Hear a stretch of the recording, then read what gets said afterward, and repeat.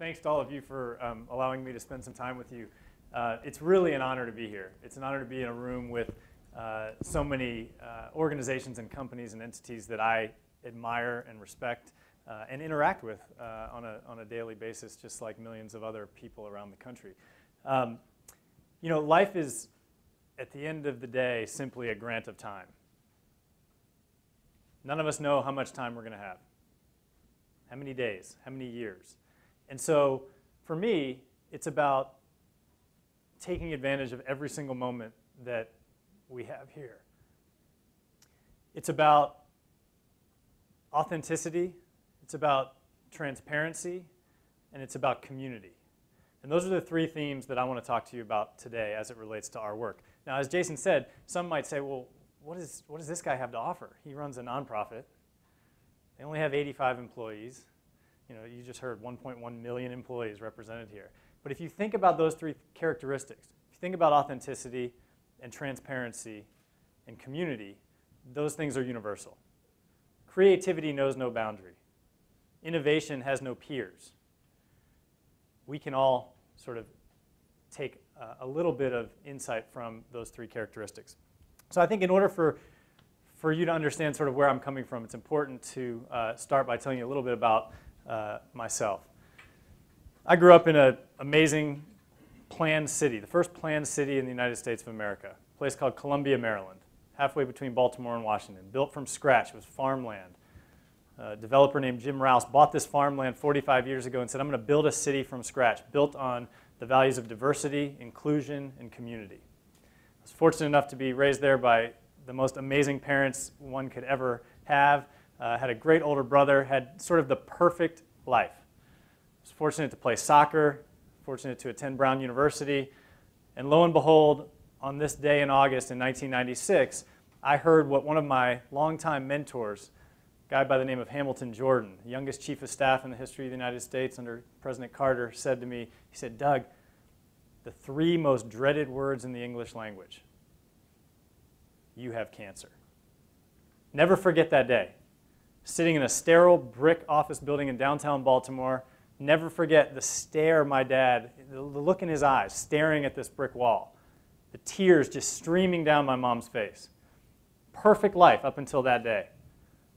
Total fluke that I ended up in the emergency room, total fluke that the physician on call ended up doing a chest x-ray, and a total fluke that I sat there and heard a doctor say, you have what's called chondrosarcoma, a very rare cartilage tumor that's growing next to your lungs, attached to your rib cage.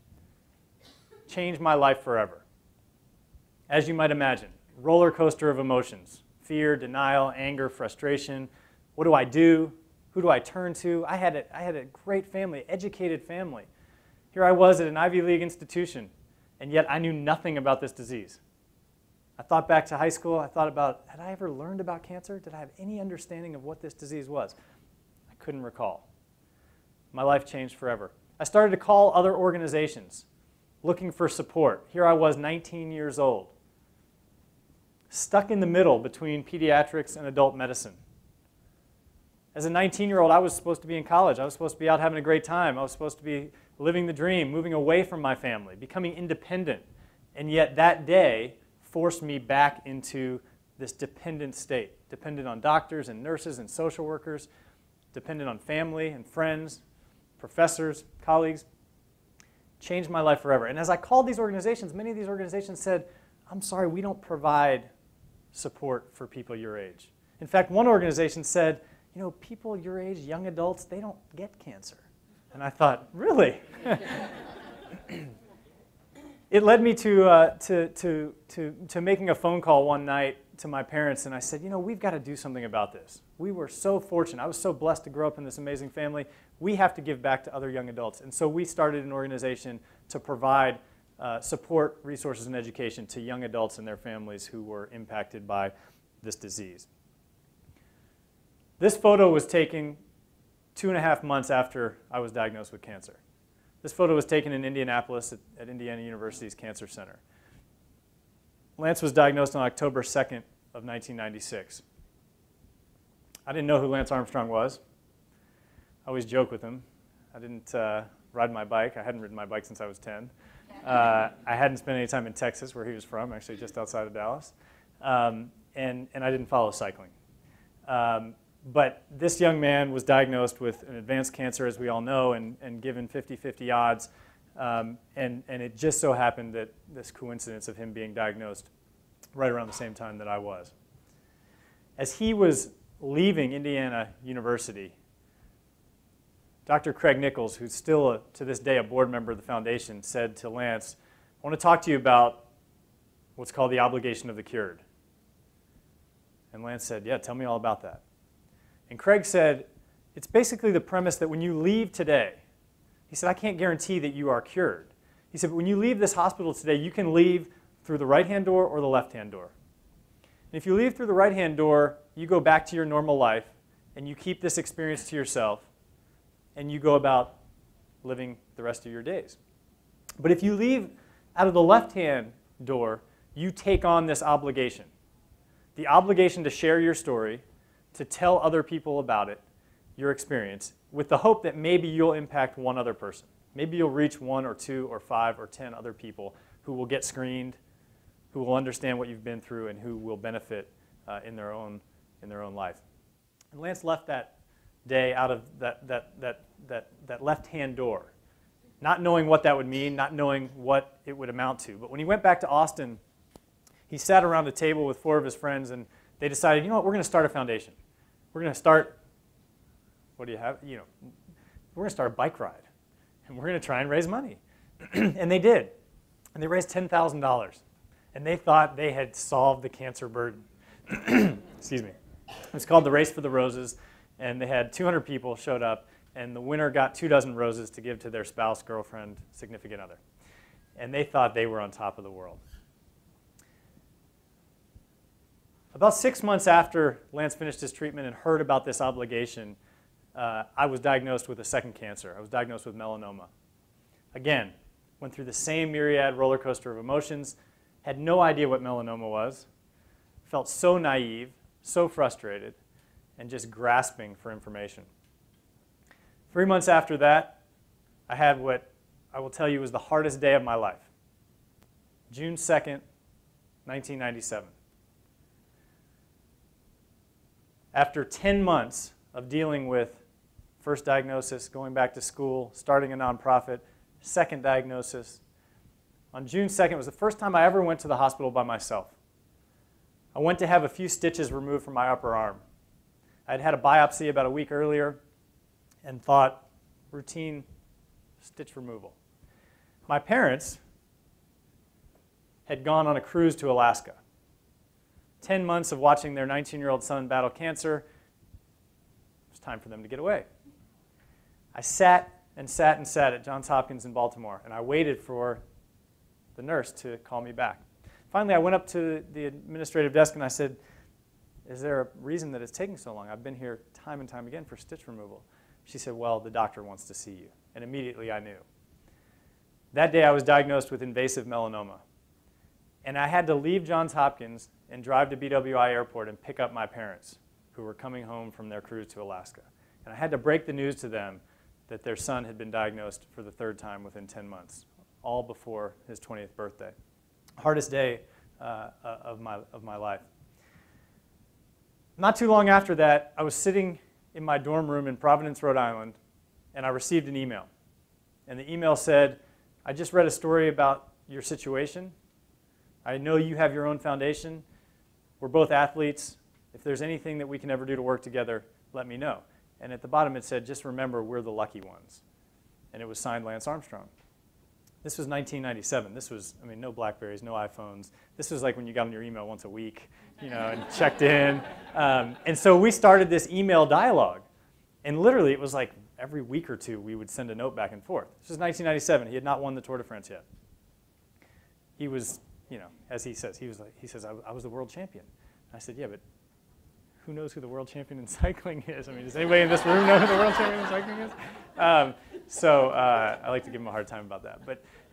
But we started this email dialogue about what was possible. What could we do? What could we really do to change the way the cancer fight was being managed?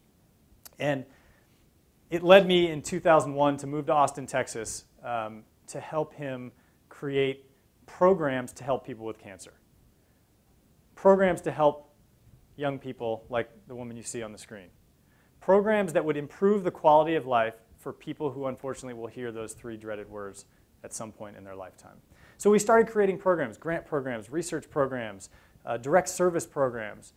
And one of the things that we did was we went out to cancer survivors and we did focus groups. And we said, what do you need? What did you wish you had the day you were diagnosed? Because what I had heard time and time again was people would see a program, they'd see a website, they'd hear about a specific initiative, and they'd say, I wish I knew about that then. So we went out and we did all these focus groups. And what came about was we wanted to create a website, an interactive website, where people could see video, could see content, and could see people that looked just like them who were dealing with exactly what they were dealing with, who they could relate to. People wanted to talk to somebody else who'd been down this path. So then we hired this local marketing creative agency in Austin, Texas called Milkshake Media, and we said, go talk to these people. We need a name for this program. We need to figure out what we call this program. And so they tested all these names. They did surveys on the phone. They did focus groups in Chicago and in Austin.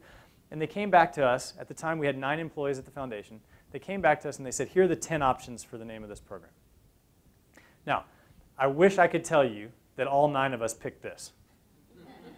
Because we didn't. And in fact, back then, it didn't even have a yellow band. It was orange and it was black. And it had a big S, and it looked like a Superman logo, and it said Livestrong. And the other names, in hindsight, were terrible. I mean, terrible. I mean, it's easy now to say, oh, yeah, of course, Livestrong. 4 out of the 9 people picked Livestrong. Livestrong started as this website, as this program of the foundation. Very small organization, 9 people. And then one day, in 2004, and John knows this story probably better than I do, but in one day in 2004, a team from Nike came to Austin. And they said, you know, Lance is going for his 6th Tour de France win. We want to do something significant for this organization. So they laid out their plan, and only, you know, as many in this room know, as only Nike can do. You know, this top secret sort of planning process that's been going on for a few months, and then they come and they just wow you. And they said, first, we're going to give you $1 million. And we were like, wow, we'll take that. That's amazing. And they said, second, we are going to make 5 million yellow wristbands. And we're going to give them to you, and you're going to sell them for $1. And we thought, we're going to sell them? We don't sell anything. We're 9 people. We're focused on cancer. We're not a retail organization. We don't know how to do this. You know, people were sort of like, what? And the little-known secret about this is that when they first presented the concept, the wristband actually said, just do it on it. And the next day, when they left and went back to Beaverton, one of the marketing folks that was in that meeting was surfing around on our website and saw this little-known educational program for cancer survivors called Livestrong. And he called the next day, and he said, we need to put Livestrong on the yellow wristband. So I can stand here and tell you that I thought it was a terrible idea. I thought, nobody's going to wear this yellow wristband. Nobody's going to buy them. What are we going to do with 5 million of them? We don't have a warehouse. We don't have anything. I mean, we didn't have a website. And, 70 million later, and still, people say today, well, that was a fad. Well, this year we're going to sell about 8 million. So selling 8 million, as many people in this room in retail know, selling 8 million of anything is pretty significant. But I will tell you that there were a lot of skeptics. There were a lot of people that just didn't believe. And I'll tell you a funny story. I went on Squawk Box on CNBC one morning, and their host, Mark Haynes, who's this larger-than-life character who likes to sort of badger people, he said to me, this is when the wristbands were selling like crazy in the summer of 2004, and we sold out. And Mark Haynes says, Doug, how could you have possibly underestimated the demand? And I said, Mark, a piece of silicon that weighs less than an ounce, that costs $1, we had no idea that this would become such a big phenomenon. So let me tell you a few stories about why this worked and why this was successful. One, Nike was totally behind this in many, many ways, but they were also entirely selfless in this. And I'll tell you why. You can't see it from where you are, but I'm wearing a wristband that has a Nike swoosh on it. The first 5,000 wristbands that were made had the Nike swoosh on it. And then Nike decided, you know what, we need to take the swoosh off of it. In order to have wide acceptance around the world, it can't be associated directly in that way with this company. And it was brilliant because you saw tennis tournaments, you saw the Olympics, you saw athletes who were non-Nike athletes who were then able to show their support and wear this yellow wristband. So a couple stories. 2004, Tour de France, every single rider in the Tour de France, no matter what team they were on, wore the yellow wristband. August of 2004, Olympic Games in Athens. Two very vivid moments. Justin Gatlin, US sprinter, wins the 100 meters at 9 p.m. on NBC Eastern Standard Time, and he carries the flag on his victory lap around the track, and all you see is him holding the flag in this yellow wristband. From 9 p.m. Eastern until 9 a.m. the next day, we sold 300,000 wristbands on our website. A week later, the best middle distance runner in the world ran the 10,000 meters in Athens. He had won every single race around the world except for the Olympic gold medal. His name is Hisham El Garouj. He's a Moroccan runner. He's a Muslim. 2004, height of violence in the war in the Middle East. Hisham El Garouj wins the gold medal and lays down on the track to pray. And all you see on the TV is his yellow wristband. At that point, we started to believe in this idea. We thought maybe this is going to be bigger than we thought. Later that fall, you had a presidential election, and you had a candidate, John Kerry, who's a cancer survivor, who every single day was waving like this with this yellow wristband. We could not have paid for that amount of marketing and advertising. So as you see from the shots on the screen, this thing took off. And the reason that it's been so successful, in my opinion, is because it started with these focus groups with cancer survivors. People with cancer said, Livestrong is what resonates with me. There was no advertising. There was no, you need to wear this. This is why you wear this. It was incredibly authentic and incredibly viral. The other thing that this did, more than 70 million of them sold, and that's great, but it transformed and democratized philanthropy. Philanthropy used to be something you did when you made money. It was a second career. You retired and now I'll go volunteer. Now I'll give back. Now I have the resources to participate in this world of philanthropy. This changed all that. This was $1. Everybody's equal. It doesn't matter who you are, you can participate in this way and show your support for something. And if somebody would have told me 14 years ago when I was diagnosed with cancer that I would wear something every single day that showed outwardly my connection to this disease, I would have said, you're crazy. So it's been a wild ride, and it's given us a brand.